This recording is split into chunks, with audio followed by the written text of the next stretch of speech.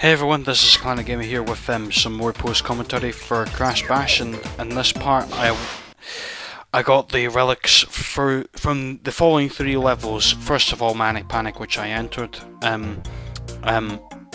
Pogo, Padlock and Drain Bash. Now, Manic Panic, as you can probably see about now, or well, about now, it got cut there because I failed twice. That this was basically my 3rd attempt to get the Gold Relic on this. Now, what I think of this level to get the relic, it's quite easy, because this is the easiest polar level, believe it or not, that I've ever played in this, purely because of the bombs. Because you can easily kill your opponents, or send them off the abyss by blowing them up. As you can see over there, it's harder to get them off whenever they're on their foot. And basically all you want to do is just throw the bombs at your opponents just so they disintegrate. And as you see, I won the first round for that. Now, my strategies for this, I would say, get the bombs as quickly as possible, make sure no one else gets them. And basically use that bomb against one of your opponents, particularly the most annoying one. In this case, I would say Coco. Well, I hit Dingodile there was a bit of a mistake, but still, he's the second most annoying one. But luckily, he got Coco off of the polar bear for me, so he did, like, my work. Well, unintentionally. But see, it's harder, like, to get away from the opponents, like, when they're on foot, and I won the relic there, and it's quite, I think it's the easiest level I played in the Polar Panic, well, minigame. Well, the entire game history. I think it's the easiest level I've ever played anyway. But I mentioned before in my video blog that I'd be getting the Platinum Relics. Well, I'll be getting those after I've done the levels in Warp Room 5. Now, I'm going to come quite clear here. I've never actually got the Gold Relics or all the crystals or gems before in the Warp Room 5. So I may have to get practice done before that, or even just look it up and see how to do it. Now, Pogo Padlock, this level I think is I thought it was quite easy, because I mean basically this was my 2nd attempt to get the Gold Relic. Surprisingly, I thought it would take a lot more than that, purely because of that, like because of the way that they handle the missiles and stuff in previous games, and that way they have the biggest advantage over you, where they could just take away your colours. But luckily I didn't get hit as many times as I thought, and spoiler alert, yes, I did get the relic in the 2nd attempt, well, in this. But this is the easiest Pogo level I played when it comes to, believe it or not, it is quite easy, despite you losing your colours like that, or losing your own squares when you land on them. But this is quite easy, I think, although that may come back to haunt me when I get the Platinum Relic for this. But yeah, this was quite close here. I thought I was going to lose this because I had 76 points, as you can see, and I thought I was going to lose here, but luckily I got a speedy boost here, and I got the box right before the computers did, and I just won with 96 points. Maybe not a very good margin, but still, it was a good way to win.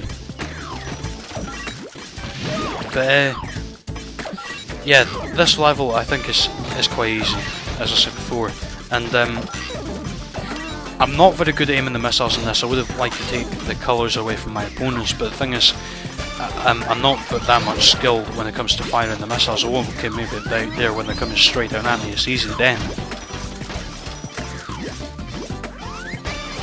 But yeah, and I mean that's all I've really got to say about Pogo Padlock really. I mean, it might be a bit harder obviously, like for the Platinum Relics, purely because of the AI being so difficult, which I'm not looking forward to, because I actually did try some of the Platinum Relic challenges earlier today, like in Crash Ball for example. This is just a practice. What I did was, like, I got 2 victories in Crash Ball, like, in a row, and in 3rd round I lost completely. I lost so many points in Crash Ball that I couldn't make a comeback in that game. I just couldn't do it. And yeah, don't do what I did there in Pogo Padlock. Don't jump on your colours because you'll lose them. But I thought I was going to lose here again with Coco being in the lead, but again it was a very small margin, but I won the Gold Relic nonetheless. And moving on into the final level that I got the Gold Relic from, which is Drain Bash. Now Drain Bash is one of my favourite Bash levels, but my favourite Bash level of all time would be Space Bash, and I'm looking forward to doing that, especially on the Platinum Relic challenges, because it'll be a bit of a huge challenge. A huge challenge, should I say, to make it more sense. But yeah, again, same rules as before. Win against Brio, didn't go down Qualicon twice to win the Gold Relic. And yes, this is basically cut. This is my second attempt at this. Again, I'm surprised that it took me, I'm not surprised at this game that it took me that many attempts, purely because of the weapons that you use in this that you get from the question mark boxes.